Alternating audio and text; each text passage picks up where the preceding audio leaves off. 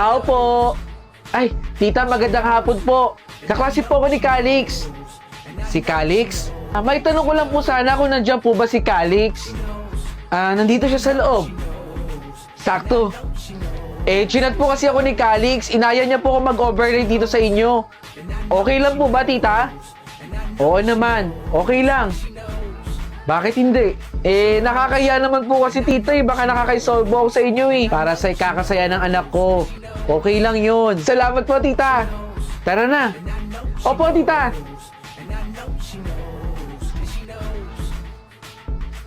Tupe! Huy, Calix! Nandito ka na pala sa loob ng bahay, hindi ka man lang kumatok. Hindi mo lang siguro narinig. Pinagmamasad ko ngayong bahay ninyo Sobrang laki talaga, no? Hindi malaki to. Tama lang to para sa pamilya namin. Itong si Tupi kung ano naman pinagsasabi. Alam mo, ikaw yung kaibigan mo sobrang humble. Bahala ka. Saan ba tayo dito? Sa laki ng bahay ninyo, hindi ko alam kung saan tayo pupunta rito Malamang, doon tayo sa kwarto ko. Hoy, naka-ready na ba yung mga board games? Siyempre naman, ready ko para sa'yo. Tara na. Matatalo ka sa akin, no? Akala mo sa akin, ha? Iyo, meron ba kayong kailangan? Tubig? Gusto ba ninyo? Kukuhanan ko kayo sa baba. Tita, hindi na po. Ako na lang po bababa para kumuha ng tubig namin. Sigurado ka, ha? Alam mo, tita, lagi kang kinukwento sa akin ni Calix. Sobrang bait mo talaga, no? At saka, hindi ka masungit. Di gaya ng mga nanay ng mga kaibigan namin.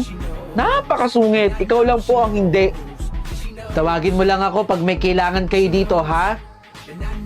Ay, sige po, tita. Tatawagin na lang po namin kayo kapag may kailangan po kami ni Calix.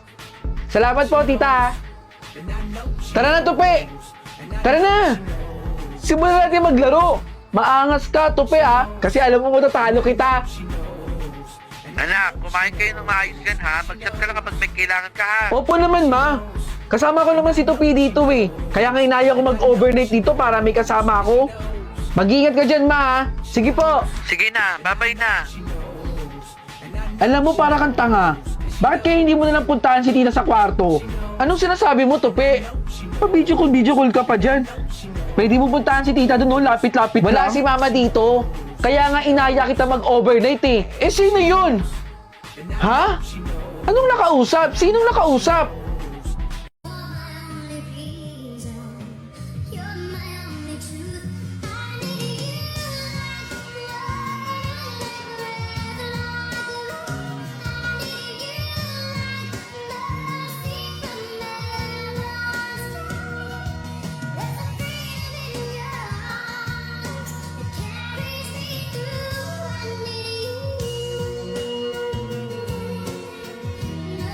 Ineng, bili ka na sa akin Mura lang to.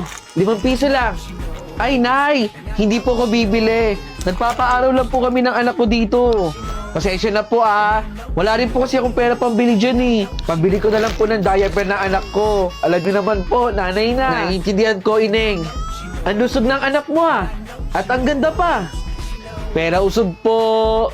Alagaan mo siyang mabuti Oo naman, Nay. Aalagaan ko po ito. Abu jing jing.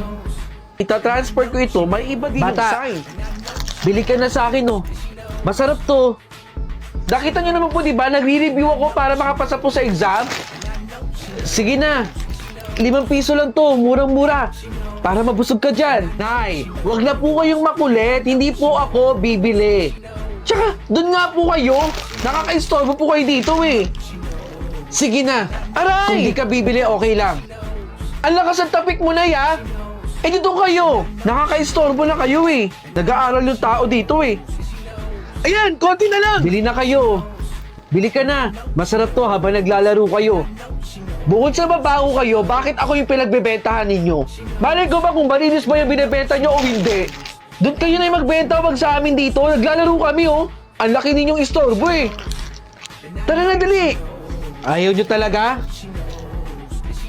Pwede ba umalis-alis kayo dito, Nay? Hindi po namin kailangan yan ang baho-baho ninyo. Aray!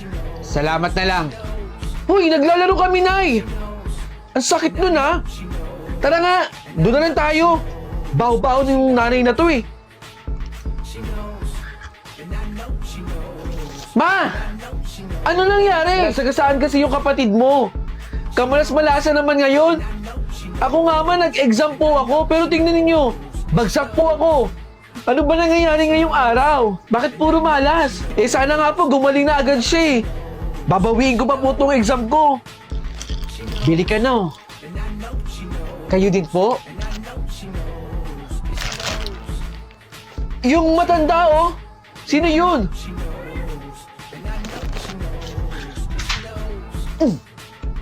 Bumagsak ka sana sa exam mo. Masagasaan ka sana.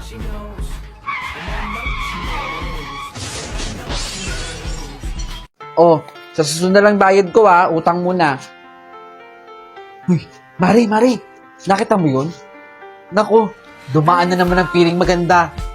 Alam mo ba, Mare, ito ang usap-usapan dito. Lagi daw may inuuwing lalaki yan sa bahay nila. Di ako magtataka na maagang mabubuntis yan. Paano? Kinukonsinti rin ng magulang na mo bukas sa makalawa. Buntis yan. Ay, naku. Mare, magluluto pa ako Sige na. Kaya aga-aga, mga chismosa. Hoy, hindi niya ako pwedeng ipabarangay. Kasi wala man akong kinakalat na chismis sa kanya At kapag chismis ako lagi, di ba pwedeng ibang tao? Ikaw ang tinuturo, Marites. Hoy, hindi ko tinatrabaho maging chismosa dito Ikaw lang naman nagkakalat ng chismis dito Ayusin niyo nga yung buhay ninyo. Ang tapang mo naman, Marites. Aba, dapat ako lang ang matapang. Pero sa barangay, takot na takot ka. Sige na, may gagawin pa ako sa bahay. Nagkaaksaya pa ako ng oras dito. O, di ba? Ayaw mo pumunta? Isang kilo nga po niyan. Naku, dumaan na naman siya. Ano, Ineng? Buntis ka na ba? Ano po sinasabi ninyo? Bakit kasi hindi mo pa aminin? Buntis ka naman talaga Wala naman pong aaminin dahil hindi naman po talaga ako buntis. Kalat na rito ang balita, Ineng. Huwag mo nang itanggi. Gawa-gawa lang po yan ng mga chismosa dito. Gaya ninyo. Ineng, mag-aral kang mabuti ha. Baka mamaya magulat ako, 5 na anak mo. Mahala po sa buhay ninyo. Paniwalaan niyo yung mga gusto niyong paniwalaan. Sige ka. Bye! Uy, salamat dito salamat. Uy, alam niyo na ba yung balita tungkol kay Marites? Hoy! Aga-aga chismis Ano na naman balita ang nasagap ninyo tungkol sa akin? Totoo ba, Marites, na buntis yung anak mo? Alam nyo, walang katotohanan na buntis ang anak ko. Kalat na rito na buntis. Alam nyo, ibubuhos ko sa inyo itong alcohol na to para luminis yung mga bunganga ninyo Ayaw pa kasi aminin na buntis naman Hindi yan totoo. Chismis lang. Ana, ma? Umamin ka nga. Buntis ka ba? Sagot! Opo, ma. Buntis po ako. Anak, di ba pinagsasabihan kita? Pananindigan daw po niya ako. Tsaka natatakot po kung sabihin sa inyo Anak ng putya, paano natin sasabihin niya sa tatay mo? O, ito naman, De La Cruz. Basahin mo.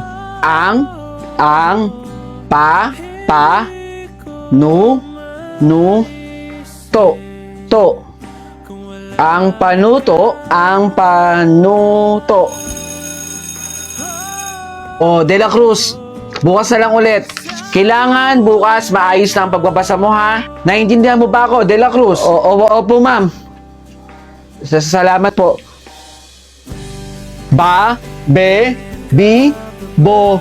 Bulol! Ayun si De La Cruz yung bulol nating kaklase. Ang simple-simple na ngalan ng binabasa, hindi niya pa mabasa. Tara na nga, bulol. De La Cruz. Ma'am, ito yung resulta ng exam mo. Ang baba pa rin talaga ng score. De La Cruz, ano ba nangyayari sa'yo? Naiintindihan mo ba talaga yung instruction?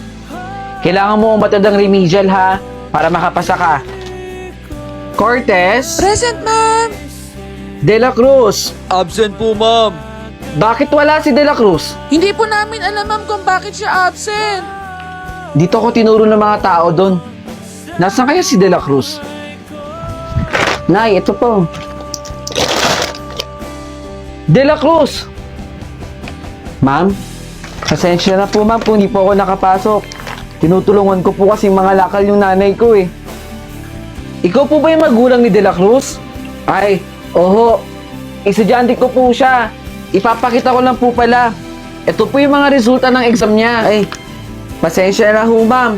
Hindi ho ako nakakabasa eh. Hindi rin ho ako nakakasusulat. Wala ho akong pinag-aralan eh. Tinutulungan niya po kasi akong mga lakal ma'am. Para ho may pangkain po kami. Pasensya na ho ma'am. Pero po kaso, papapasukin ko po si De La Cruz. Huwag mag-alala, ipikit ang iyong matatanan. Pahinga muna, ako na. Huwag mag-alala, ipikit ang iyong matatanan. Pahinga muna, ako nang bahala. Mas masalabas ang ginagawa, mapa. Pahinga muna, ako na. Latsara-tsara, latsara-tsara, latsara-tsara-tsara,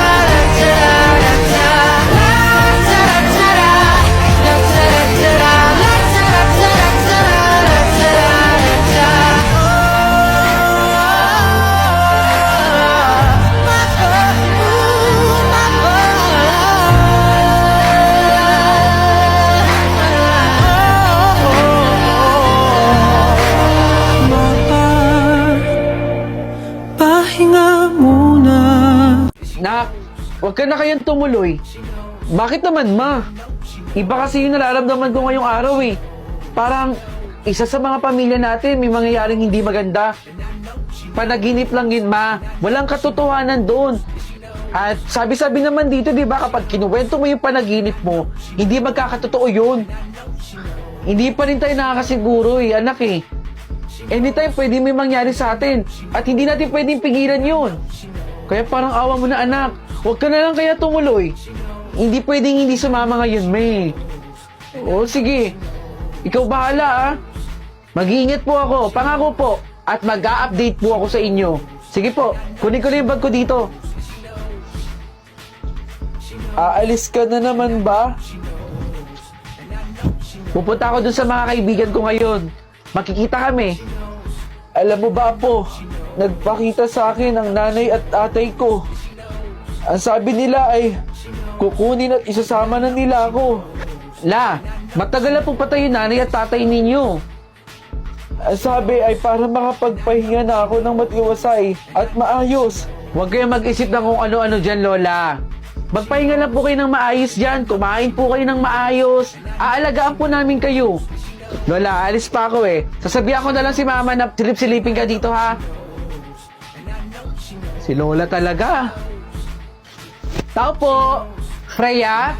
Mabuti naman at dumating ka na.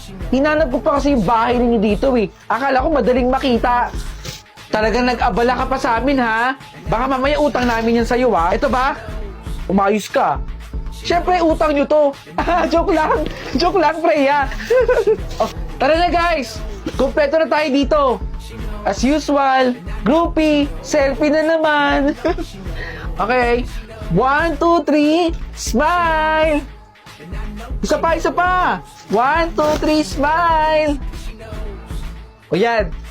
A-upload ko to, abangan ninyo ha.